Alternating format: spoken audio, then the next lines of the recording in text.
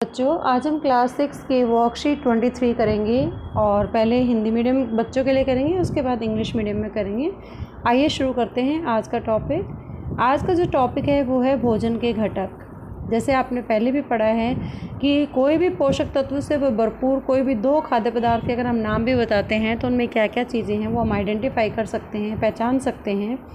तो इसमें जो भी भोजन के घटक हैं वो होते हैं कार्बोहाइड्रेट, प्रोटीन, विटामिन और रुक्षांश। रुक्षांश यानी पानी, और जो सैलेड हम खाते हैं, रफेज होता है जो, उसको बोलते हैं रुक्षांश। जो प्रोटीन होता है वो हमारे शरीर के हर भाग में पाया जाता है, जैसे मांसपेशियाँ है, हड्डियाँ, त्वचा, बालों में। कार्बोहाइड्रेट हमारे शरीर को ग्लूकोज देता है और वसा शरीर को ऊर्जा प्रदान करता है। जितना भी हम घी खाते हैं तो वो ऊर्जा प्रदान करने में सहायक होता है।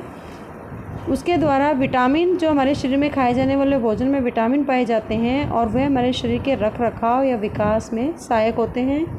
खनिज वो ठोस पदार्थ होते हैं जिनको खाने से हमारे शरीर को ठीक रूप से कार्य करने में सहायता मिलती है।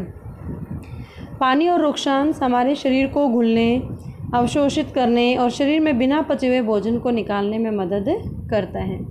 अब आता है संतुलित आहार। एक आहार जिसमें अच्छे स्वास्थ्य को बनाए रखने के लिए पोषक तत्वों की उचित मात्रा और अनुपात होता है। ऐसा नहीं होना चाहिए संतुलित आहार में कि आप एक चीज़ ज़्यादा ले लेते हो, माना कि आप कार्बोहाइड्रेट ही ज़्यादा खाते हो, प्रोटीन बिल्कुल नहीं खाते हो, तो प्रोटीन की कमी से हमें बीमारियां हो जाएंगी।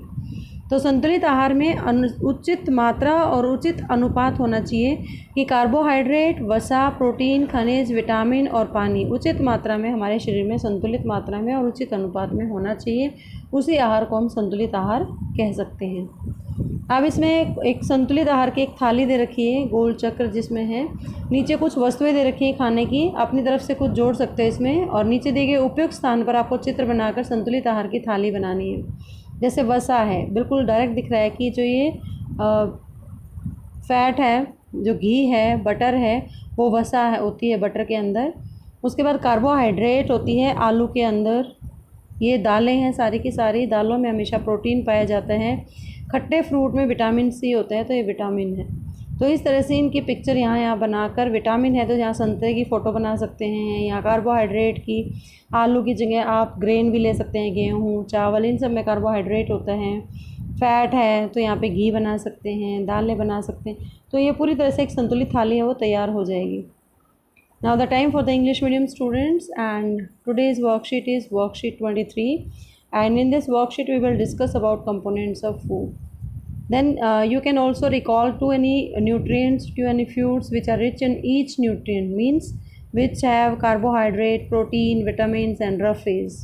Because protein is found throughout the body. It is found in the muscles, bones, skin, hair.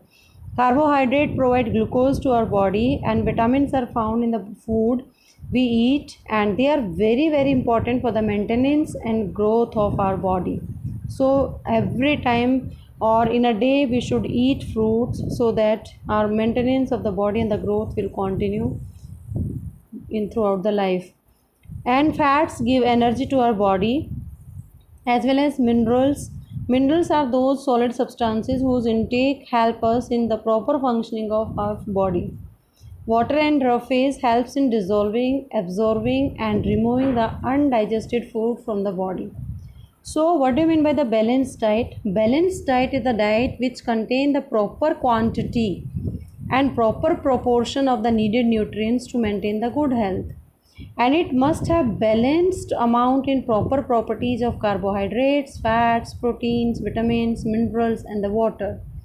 So on the basis of the worksheet, do this question number 2. Below some pictures are given of the pictures of tables. Add few from your and also draw them in the appropriate places in this table where all these carbohydrate, vitamin, fat, proteins are written. So you have to create a balanced diet. So in the vitamins you have to put citrus fruits which contain vitamin C. Fat is present in the butter, as well as starch or carbohydrate is present in the potatoes, and the pulses, they are rich in protein. So you can make the pictures here. If carbohydrate, then you can make the picture of the rice or the grain, anyone. Vitamins, so many vitamins are there in the different fruits and vegetables. Fats is also present in the fatty substances, I mean the oily things like butter, ghee, and protein is present in the pulses. I hope you understand the concept of components of food in an interesting sheet. Keep watching Super Vigyan. Thank you so much.